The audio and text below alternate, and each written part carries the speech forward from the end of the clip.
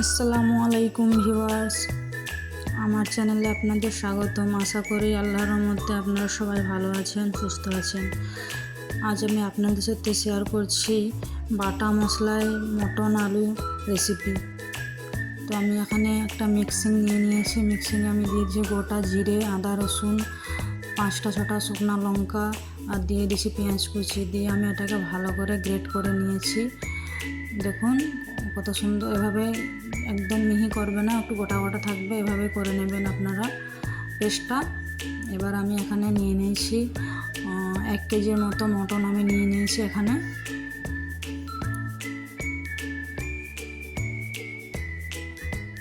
তো এবার আমি দিয়ে দেবো 1 চামচ থেকে 1.5 চামচ মতো নুন দিয়ে দেবো।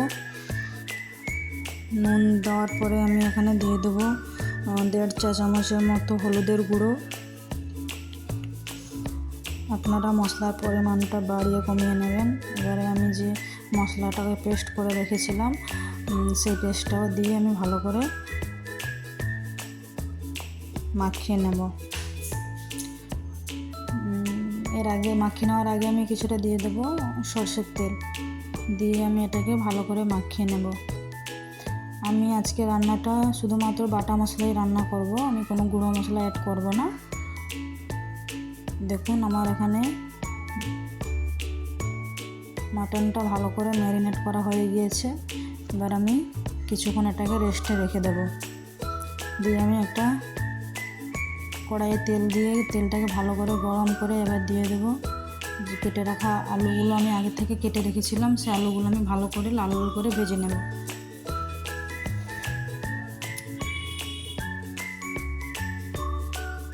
আপনারাও ঠিক একই প্রসেসে রান্নাটা করবেন, দেখবেন অসাধারণ হবে রান্নাটা।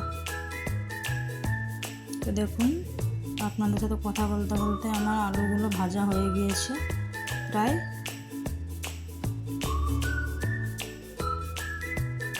আপনারা যে যেখান থেকে দেখছেন আজকের রেসিপিটা কেমন হয়েছে কমেন্টে জানাবেন অবশ্যই। এবার আমি একটা কুকারে দিয়ে দেবো কিছুটা পরিমাণ সরষের তেল আর কিছুটা পরিমাণ সাদা তেল। আমি এখানে 2 রকমের তেল আজকে রান্নার ব্যবহার করব। আপনারা চাইলে 1 রকম ব্যবহার করতে পারেন বা 2 রকমও দিতে পারেন। এবার আমি দিয়ে দেবো কিছুটা পরিমাণ পেঁয়াজ কুচি আর ফোড়নে দিয়ে দেবো এলাচ, লবঙ্গ, দারুচিনি। দিয়ে আমি পেঁয়াজটাকে ভালো করে সোনালি কালারে ভেজে নেব।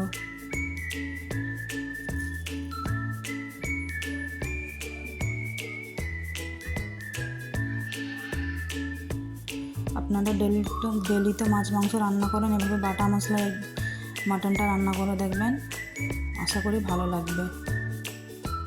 দেখুন আমার পেঁয়াজটা ভাজা হয়ে গিয়েছে। এবার আমি ম্যারিনেট করা মাটনটা আমি দিয়ে দেবো।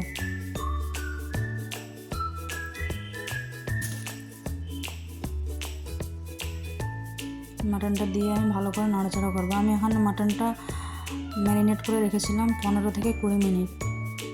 আপনারা চাইলে আরও রাখতে পারেন, তো কোনো সমস্যা নেই। এবার আমি সেই মাটন যাতে ম্যারিনেট করেছিলাম সেই ধোয়া পানিটাও দিয়ে দেব। দিয়ে আমি কিছুক্ষণের জন্য ঢাকনা লাগিয়ে রাখবো। তো দেখুন কত সুন্দর পানি ছেড়ে দিয়েছে। এবার আমি ভালো করে মাটনটাকে কষিয়ে নেব। আপনারা হয়তো ভাববেন যে বাটা মশলা ব্যবহার করলে কালার আসবে কি না, এগুলো নিয়ে কোনো টেনশন করার দরকার নেই। বাটা মশলার খুব সুন্দর কালার আসে, আর বাটা মশলা তরকারি সত্যি অসাধারণ খেতে হয়।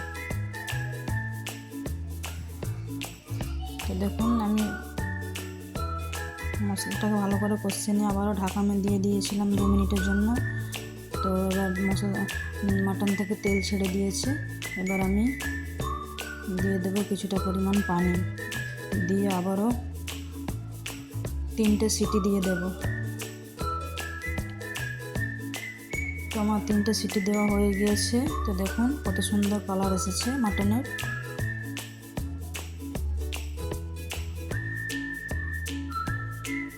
এটাকে আমি আবারও ভালো করে কষিয়ে নেব। আমি এখানে গরম মশলা বেটে রেখেছিলাম, সেটাকে আমি দিয়ে আবারও ভালো করে কষিয়ে নেব।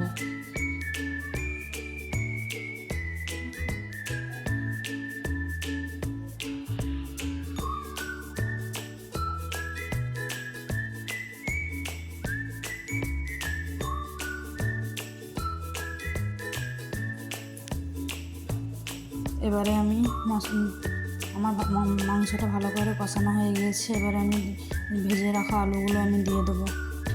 ভেজে রাখা আলুগুলো দিয়ে একই প্রসেসে আবারও আমি ভালো করে কষিয়ে নেব। আপনারাও বাড়িতে অনেক রকম তো মাটন রেসিপি রান্না করে খেয়েছেন, এভাবে বাটা মশলা একবার রান্না করে খাবেন, আশা করি খুবই ভালো লাগবে। এবার আমি এখানে ধনেপাতা কুচিয়ে রেখেছিলাম, সেগুলো আমি দিয়ে দেবো।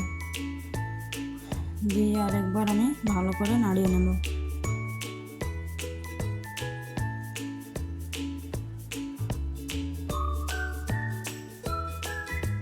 দেখুন শুধু কত সুন্দর কালার এসেছে। এবার আমি পরিমাণ মতো পানি দিয়ে দেবো, দিয়ে এবার আমি ঢাকনা লাগিয়ে দেবো। দেখুন কত সুন্দর আমার আজকের মেনু মাটন দিয়ে আলু দিয়ে রেসিপিটা কত সুন্দর হয়েছে। ভিডিওটি ভালো লাগলে লাইক, কমেন্ট, শেয়ার করবেন, সাবস্ক্রাইব করতে ভুলবেন না।